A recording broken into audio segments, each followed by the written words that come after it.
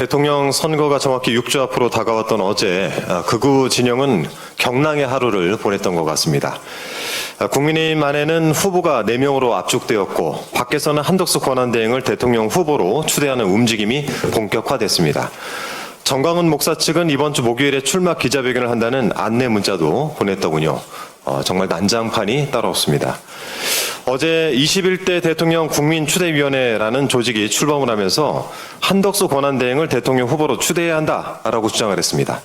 이 조직의 공동위원장이라는 사람은 한덕수 권한대행이 오늘 행사를 알고 있고 하지 말라는 만류는 없었다라고 밝혔습니다. 그러면서 5월 4일에서 5일쯤 액션이 있을 것이다 라는 의미심장한 말을 남겼습니다. 그냥 한덕수 권한대행이 5월 4일께 출마한다 이렇게 명쾌하게 이야기를 하면 될 일이지 구차하게 추대 형식으로 명분 쌓기용 빌드업을 하는 겁니까?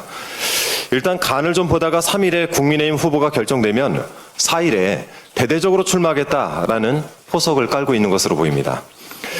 국무총리이자 대통령 권한대행으로 누릴 것은 다 누리고 대통령 놀이도 해볼 만큼 다 해보고 공직 사퇴 기한을 꽉 채운 시점에 마치 구국의 혈단을 한 듯 대통령 후보로 변신을 해서 스포트라이트를 받겠다라는 심보 아니겠습니까?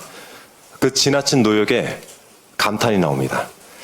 어제 보도를 보면 추대위원회는 한덕수 권한대행을 후보로 받들다 못해 이제 신격화를 시도하는 것처럼 보입니다.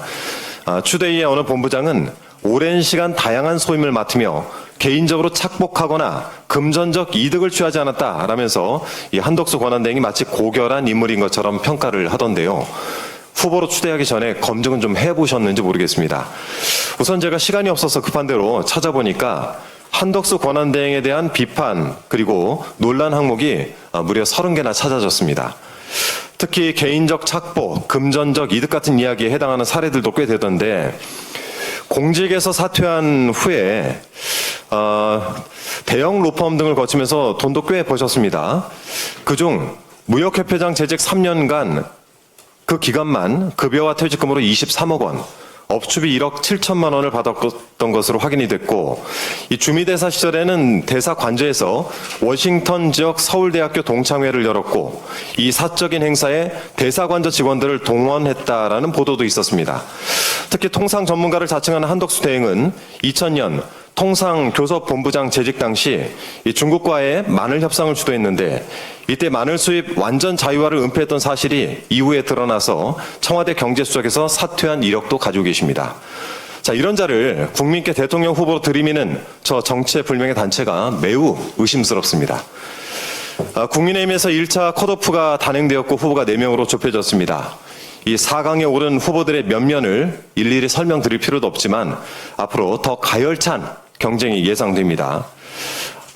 장담컨대 아마도 진흙탕 싸움이 될 것이고 누구 하나 잘 되는 꼴을 볼 수 없어서 서로 물고 뜯는 악유다툼이 될 것입니다. 제가 그림 하나 보여드릴 텐데요. 영어 좋아하시니까 저는 영어를 잘 못합니다만 크랩 멘탈리티라는 심리학 용어가 있습니다. 광주리에 꽃게 여러 마리를 담아두면 굳이 뚜껑을 덮지 않아도 개들은 이 광주리를 탈출하지 못합니다. 한 마리가 광주리를 탈출하기 위해서 시도를 하면은 남은 꽃게들이 그 다리를 잡아 끌어내리는 것이죠. 그렇게 해서 혼자 잘 되는 건 절대 볼 수 없는 그런 상황들을 가리킬 때 크랩 멘탈리티라는 용어를 씁니다. 아마도 그 끝은 필연적으로 공멸이겠죠. 부탁드리건대 상식적인 경쟁을 좀 해주시길 부탁을 드리겠습니다. 대선 경선이 비전은 없고 보정 속옷이니 생머리니 드럼통이니 뻐꾸기니 이런 요사스러운 말들만 남은 국민의힘 경선 때문에 선거가 우습고 혼탁해지는 것 아니겠습니까? 다른 정당의 경선 과정에 말참견하는 건 제가 썩 내키지 않지만 지금까지 국민의힘 경선이 우리 정치의 발전과 나라의 미래에 별 도움이 되지 못한 것 같아 드리는 말씀입니다. 제발 국민께 힘이 되는 정치하시기 바랍니다. 이상입니다.